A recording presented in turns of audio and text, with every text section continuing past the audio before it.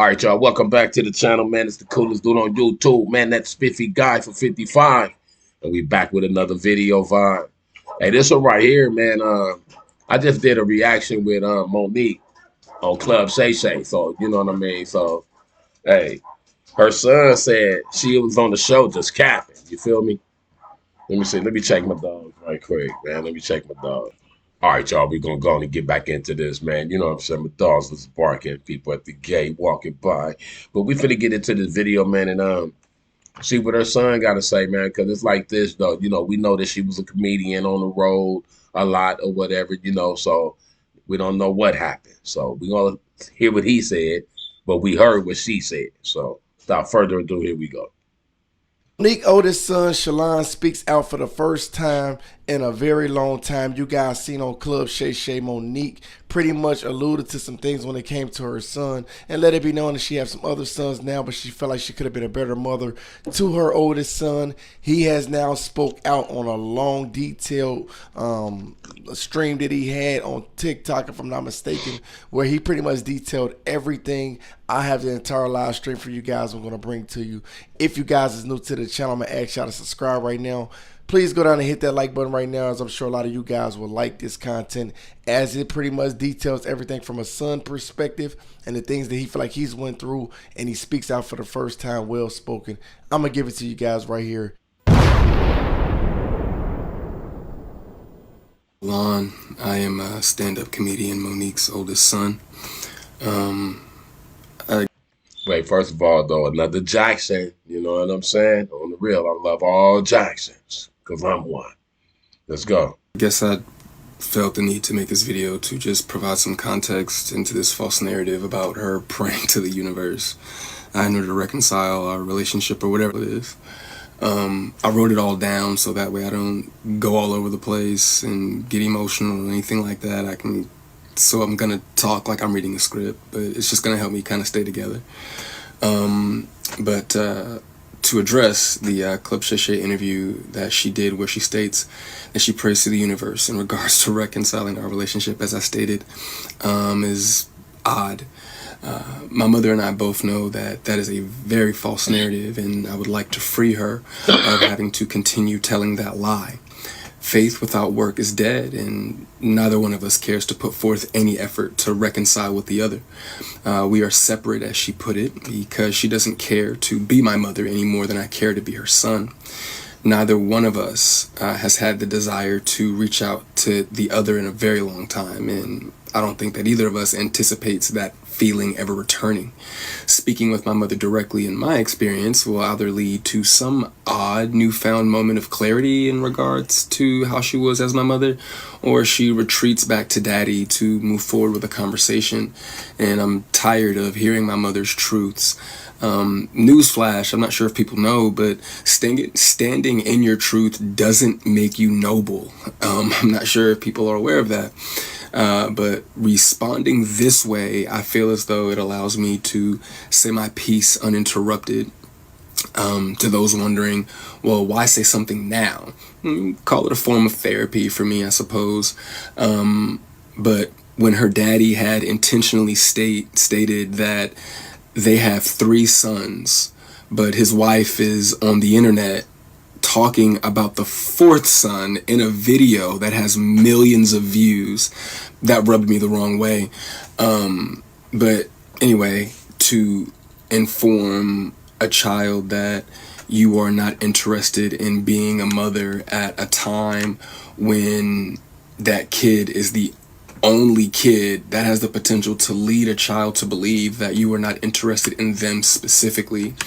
But to take it a step further, you also admit, my mother had also admitted to me that she didn't do the best job that she could do, which would also make one begin to question, you know, all of your past decisions and prior emotional interactions. But to be completely honest and fair, you know, those were things that I was willing to get over. You know, nobody's perfect, we're all human. But my mother showed a clear lack of humility, compassion, and consideration when taking any level of accountability for those things. My mother does a fantastic job of acknowledging a lot of things, but she doesn't take accountability very well, and anything that she may take true accountability for, it's only at her convenience, in my experience. But if I had to guess, though, her interest in being a mother probably started around the time that she married her daddy and had his children. But that interest, obviously seemed one-sided, and as it should have been. By that time, I'm in my late teens, so to some degree, the the neglect becomes easier to hide or validate, I guess you could say. There are now 2 baby boys in the house, that require attention. But still, during that time, however, I still watched her enjoy the love and admiration of total strangers more than my own. To this very day, my mother has never expressed to me when, if ever, she became interested in me as her son. That did lead me down a path of questioning my self-worth and struggling to understand the value of a mother in a child's life. In the interview, she also states that she gave me an apology, but an apology to a son from a mother that consciously showed no interest in him holds no weight. There are still women to this day that my mother will give credit to for being more of a mother to me than she ever could. Her assistant, my cousin, being one of them. Every time, though, that my mother would state that she was right here whenever I was ready, that ideology still blows my mind today, that a person could openly admit to being an uninterested, not put my best foot forward type of parent, and be so self-centered that they still express to the kid, you have to come to me when you're ready. You got to come to me for us to make this right. Okay. But I'm not sure what my mother could possibly think that she has shown me in the past or have for me now that's not money, goodness gracious, that would make me want to come to her or whatever those feelings are supposed to be. A mother is supposed to be the first woman that a boy falls in love with. I loved my mother very much, but my mother loved things more than she loved me, and she would validate her love for me by giving me things and would proceed to call me ungrateful or inconsiderate if said things did not have the desired effect. I couldn't imagine what it's like to be her, though, to ask God for what you want, and then he gives you what you need, though, only for you to ignore it and have the audacity to ask God for something else. And I'm glad I don't. I'm glad I didn't do that. And when he told you no, you went to the universe instead. By no means, though, do I want to give off any type of an impression that I am a victim of anything. It's not the case. As you can see, I'm smiling from ear to ear. I'm alive. I'm happy. I'm a dad. I'm healthy, I think. I drink a lot of water. I'm getting over a cold now.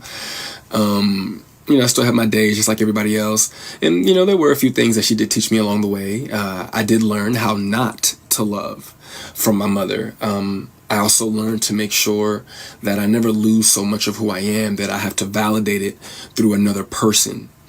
And though I feel as though, in hindsight, I think she did it reluctantly, I do appreciate my mother, for showing me what the top of the mountain looks like. You know what I'm saying? It did give me perspective on what hard work and dedication can get you, but I don't want something like that at the cost of giving up something that I created. I don't want it that bad. And speaking of creations, I genuinely, truly, I really did want my mother to have a relationship with my daughter. I even fought through those intrusive thoughts that were, if she wasn't interested in you, what makes you think she's going to be interested in your kid? But it took my mother no time at all to prove that those intrusive thoughts were correct. But what I can say, good for her, the universe did, bless her with 3 other sons. And God willing, I'm sure that all 3 of them are adults now. So I'm sure that one of them, God willing, if not all 3 of them, will make her the grandmother that she wants to be. I still look forward, to that moment for her. But overall, when it comes to the boys, though, I am happy that whenever they do hear me talk, sorry, my phone did something weird, but whenever they hear me talk, they don't know what it is. They can't relate to what it is that I'm saying. My experience with my mother is not their experience with our mother. So my prayer for her and them is that they continue to see her the way that they see her now. I do also want to make sure that I say thank you to my mother for giving me life. Without that moment in time, I wouldn't have had my little one. But outside of that moment, there isn't anything that either of us has to offer the other.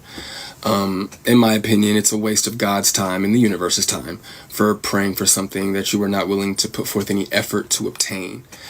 Putting the work into becoming Monique is more important to my mother than being my mother. And I do not believe that it was never about her being there and waiting for me, but it was supposed to be about me being there and waiting for her. My mother's value had reached such a low point in my life that I no longer found it necessary to either want to wait for her or even go to her.